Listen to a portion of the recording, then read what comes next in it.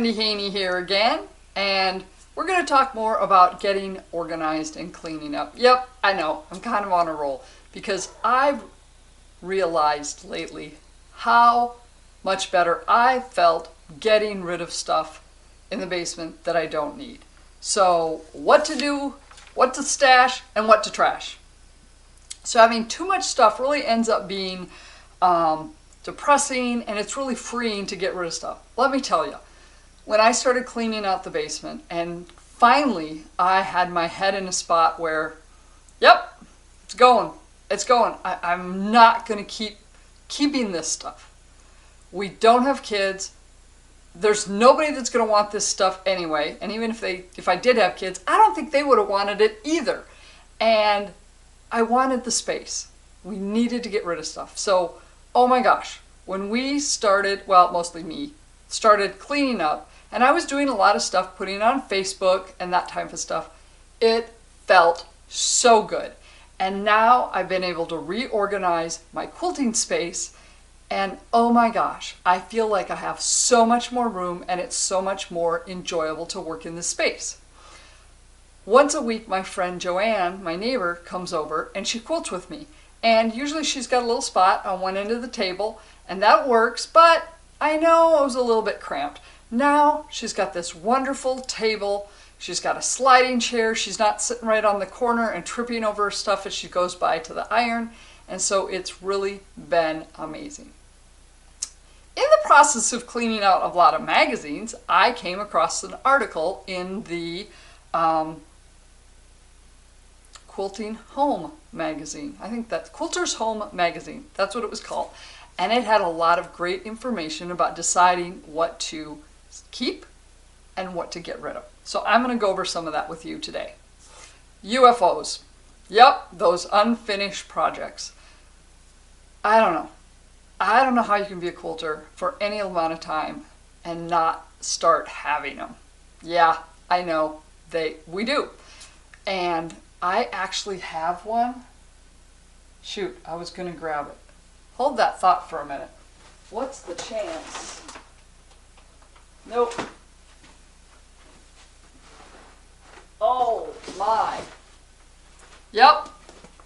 Pretty embarrassing. I was actually going to dig this out.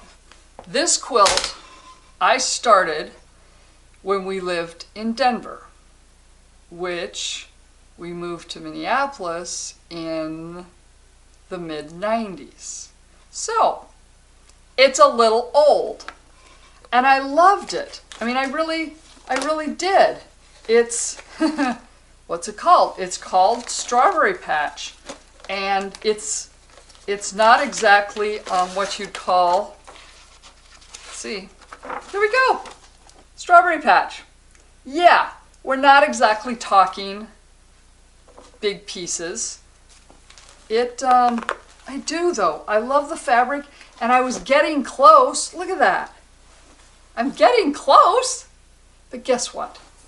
I should look at it now and really think about it, because are these colors and these fabrics even ones that people are going to be interested in if I get it done?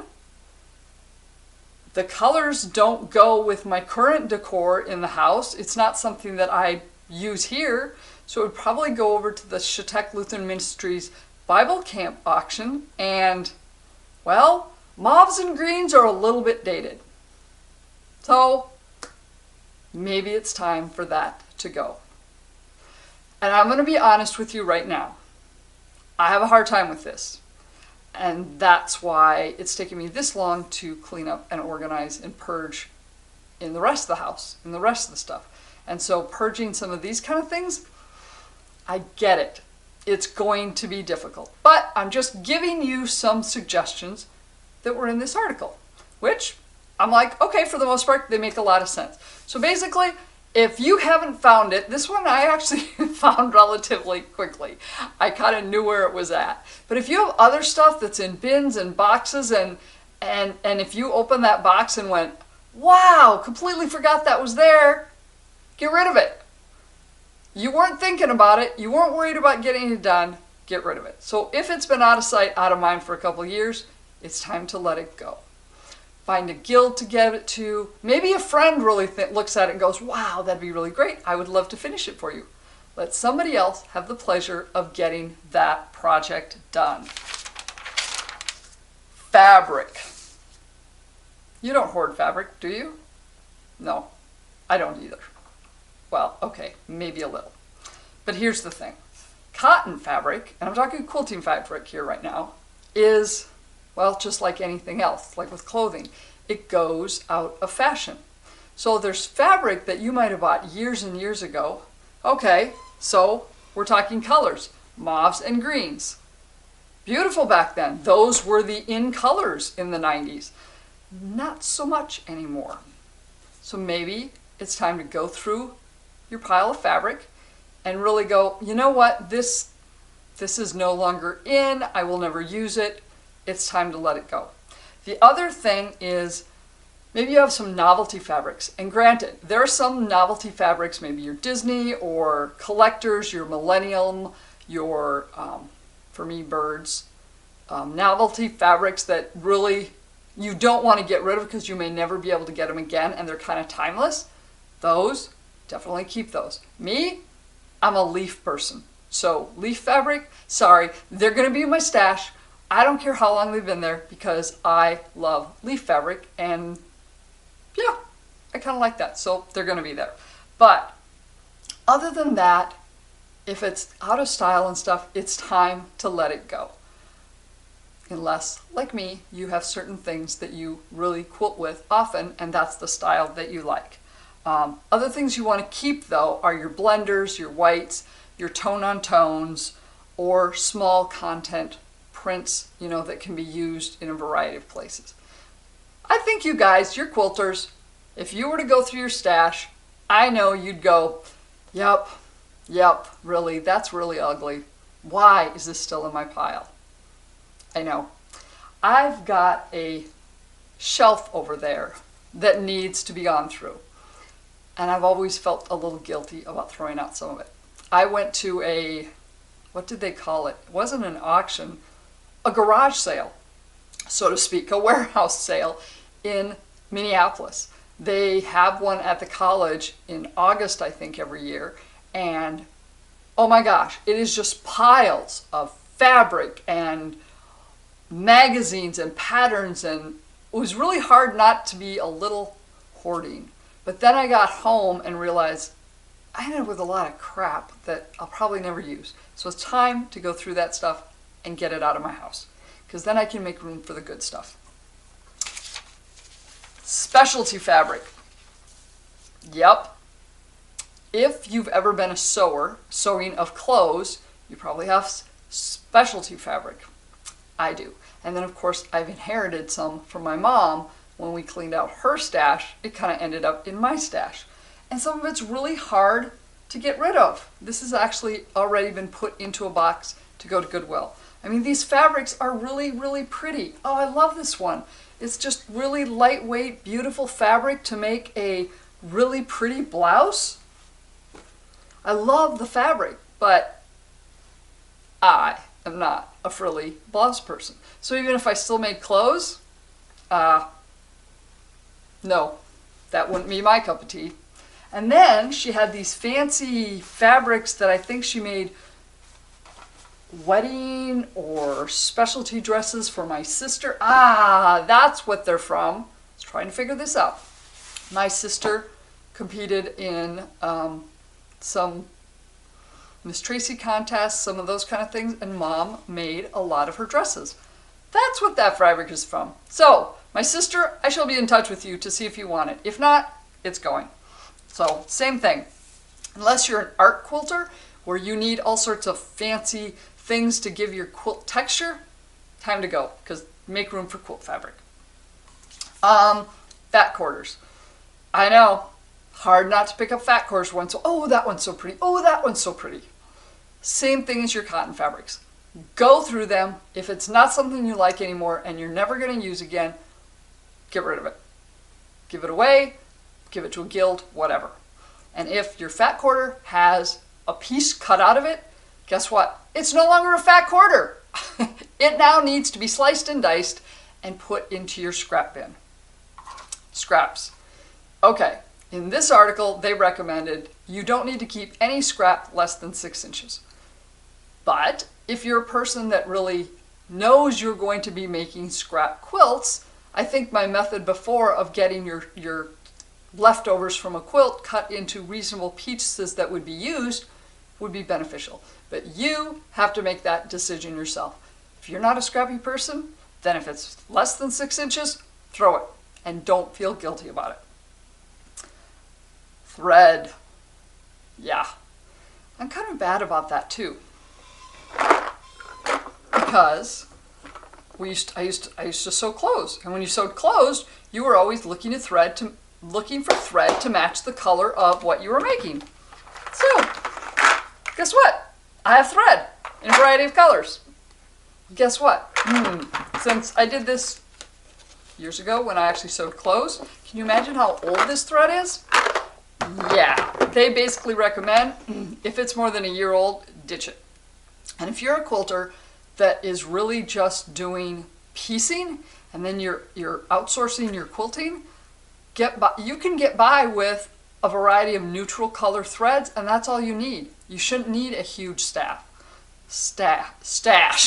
Try that again.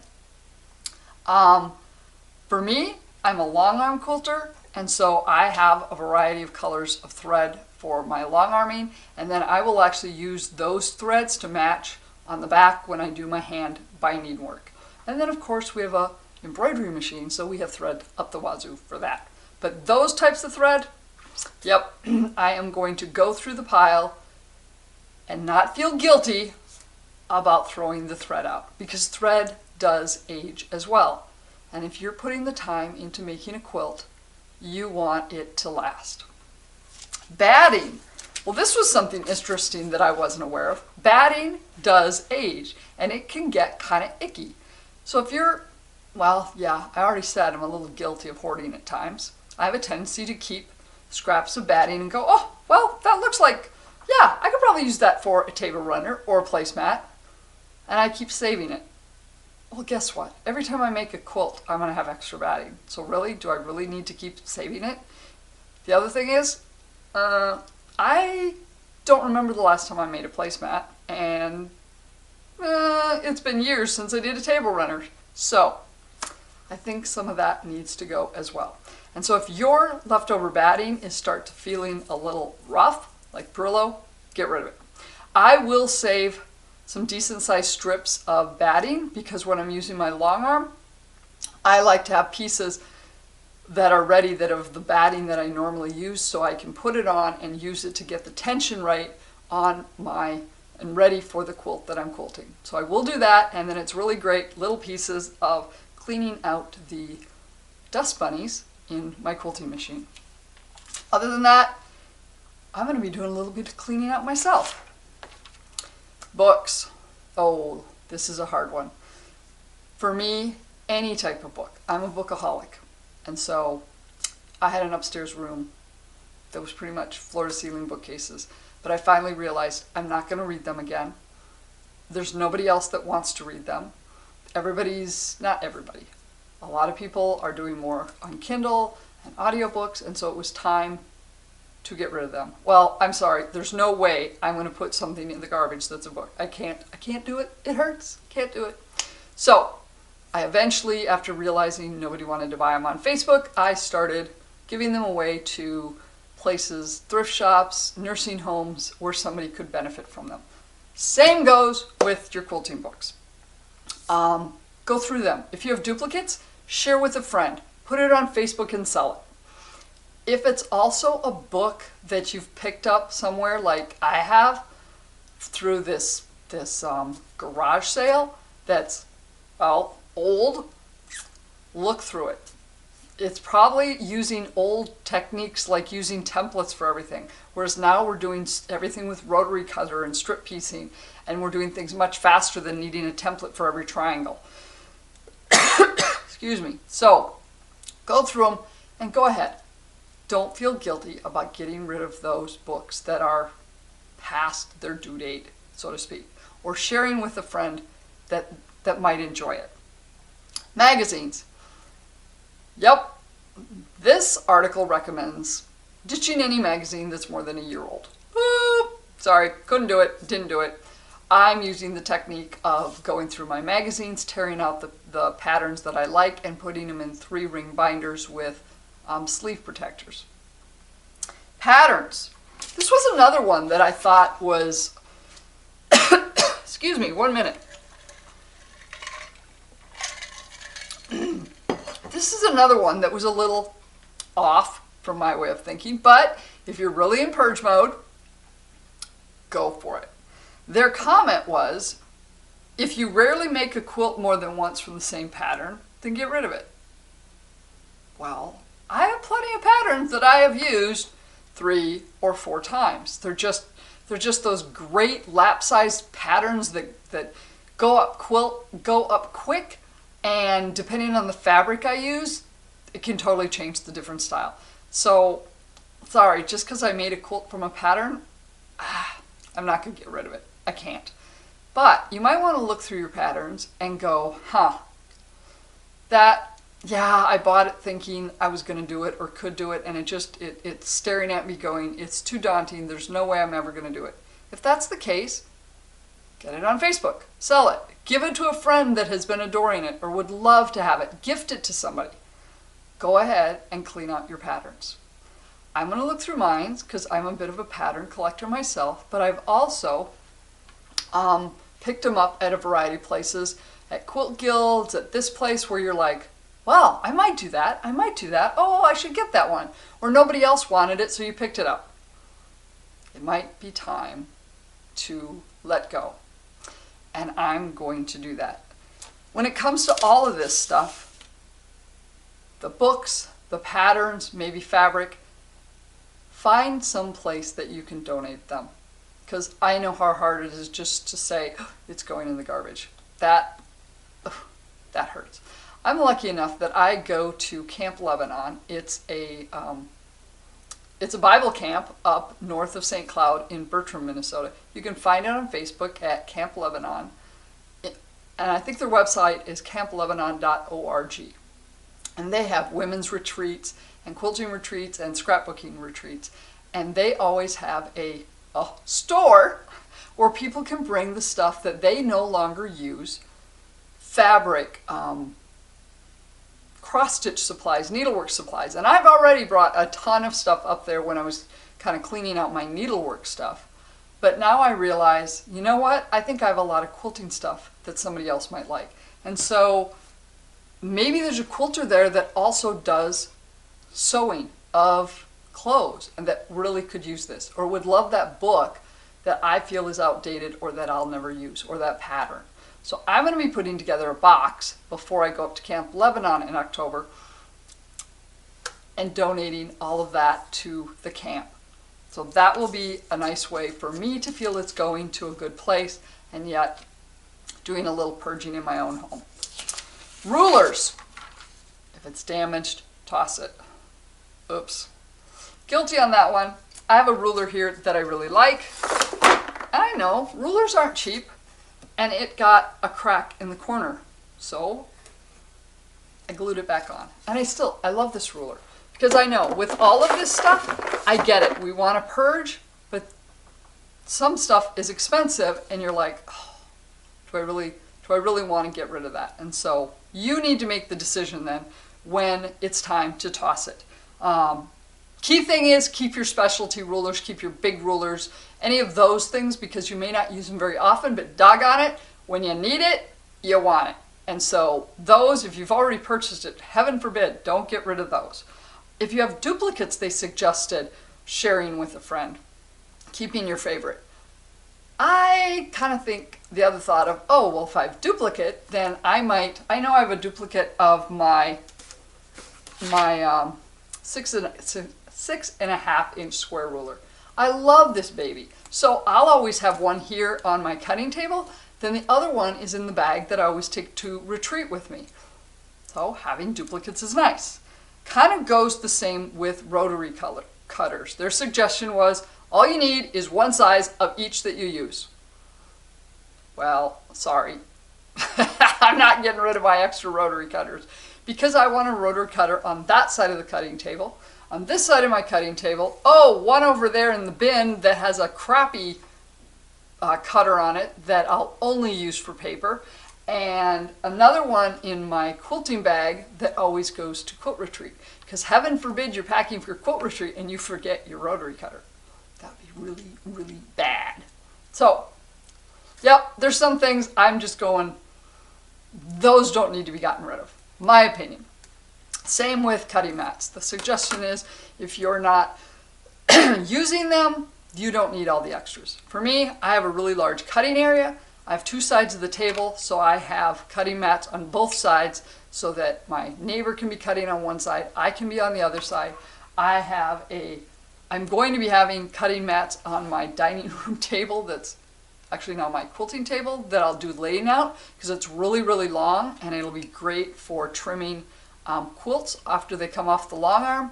And then I have other ones that fit perfectly in my quilting bag on going to retreats. Now, if you have a ton laying all over the place and you never use them, well, maybe those are something that you can donate. So there we go. There is ways that you can do a little purging, because basically if you have all this fabric and things around that you're not ever going to use or rarely would use, there's no room for the good stuff when you come across that great sale or that fabric that you want and you're going, oh, yeah, and now where am I going to put that? So I'm going to be going through my shelves as soon as I'm done here and creating a box to be able to take up to Camp Lebanon. So I'll be interested to hear, what are you going to be trashing versus keeping, and how is that going to make you feel? If you'd like to stay in touch and not miss any of the new videos I'm putting out there, check out my new Facebook group called Life Fulfilled. I'm enjoying posting about all the things that I enjoy, which is quilting, needlework, wine, and books. A lot of it has to do with quilting, so come on over, I'm sure you'll enjoy it. Just search on Facebook under groups for Life Fulfilled. The icon, the picture is of a purple and blue quilt and thread. You can't miss it. Otherwise, you can always find me at wendyjhaney.com, my website where I'll be blogging, or find me on Facebook, Wendy Haney. The last one's going to be a little more complicated to find just the right one because there are a lot of them, but you'll be able to find my picture there. There you go. Take care.